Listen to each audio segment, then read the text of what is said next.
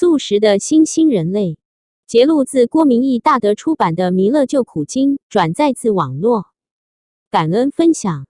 观察胎里素的孩子都有一些共同的特质：相貌端正清秀，小时候乖巧好待，性格里没有一点暴力或伤害性，长大会读书，进入社会后不易被污染，是一种和一般人截然不同的人类。道亲的下一代，尤其是胎里素的孩子，都可能是五方列仙来投胎，一贯道创造一种新人类，人类历史上不曾出现过的一种新人类，胎里素的新品种人类。这些胎里素人都是天上的修行者下凡，如果你们家有，那就太好了，恭喜你家有神仙。五方列仙，也就是天上的星斗神仙，本质都很清澈，不像一般菩萨可以入圣回凡，7地以上的大菩萨才做得到回凡，和人间的凡夫一样沾上污垢度众生。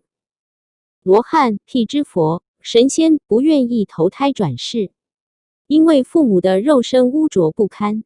以前没有在家人吃素修行这回事，出家人吃素修行但不结婚，怎么可能生孩子？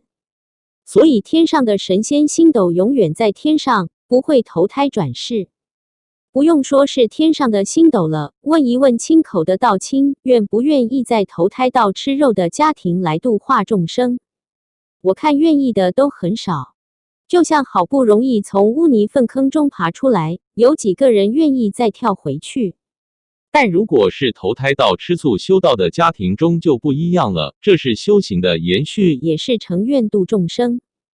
我们一贯道创造了历史上前所未有的在家出家修行，亲口以上的夫妻就像在家出家一样，吃素、礼拜、读经、说法度人，所做的济世度人的事不比出家众少，除了没有剃光头，而且有成家。仙佛在天上都是吃素的，琼浆玉液仙桃仙果，哪有仙佛吃肉？吃肉就不叫仙佛。如果仙佛慈悲，怎忍心吃动物的肉？所以仙佛一定都是素食。吃素的仙佛，清澈的本质无法适应吃肉的娘胎，所以不愿意投胎到荤食的母亲肚子里，当然选择亲口道亲作为下凡的父母亲。观察胎里素的孩子都有一些共同的特质：相貌端正清秀，小时候乖巧好待，性格里没有一点暴力或伤害性，长大会读书，进入社会后不易被污染，是一种和一般人截然不同的人类。以前夫妻都吃素修行的在家人很少，几乎没有，所以神仙即使要投胎也很难无门可入，没办法进入杀生害命的胎。不要说神仙，换了是我死了，叫我投胎到吃荤的肚子，我也不要。现在不要说吃肉，只要闻到肉的味道，就像闻到粪便一样，投荤胎我还没那么伟大，愿意为众生跳到粪坑。像我们这辈子才吃素的人都受不了荤味，何况是仙佛？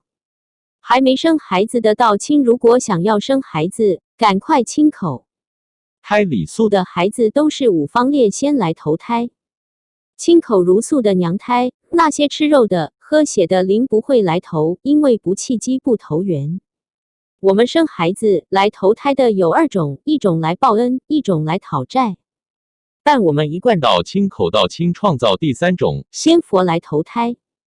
如果我们没吃素，就看善缘还是恶缘先成熟，善缘先成熟就会生到来报恩的孩子，恶缘先成熟就招感冤欠仇人来入胎。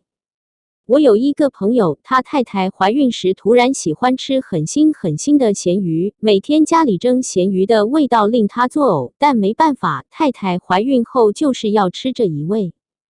后来我看到他女儿了，哎呀，长相个性都像猫，难怪在娘胎中就吵着要吃咸鱼。这种孩子是不会投胎到亲口的母亲娘胎的，因为吃不到肉。物以类聚，同声相应，同气相求，气质不同不会聚在一起。仙佛菩萨全部都是亲口如素的，当然来投胎一定投在素胎。所以如果你不希望生一个冤亲债主，而希望生一个有根基来历的孩子，赶快亲口。白羊应运是千古未有的大事，各位千万不要错过这一大事姻缘。满天星斗五方列仙都齐聚在我们道场，准备为弥勒下生做最好的安排。这里将有许多超凡入圣的人才一起参与盛会，和弥勒佛一起救度众生。这是我们成道最好的机会，错过这一场，不知要等多久才会再有这样的机会。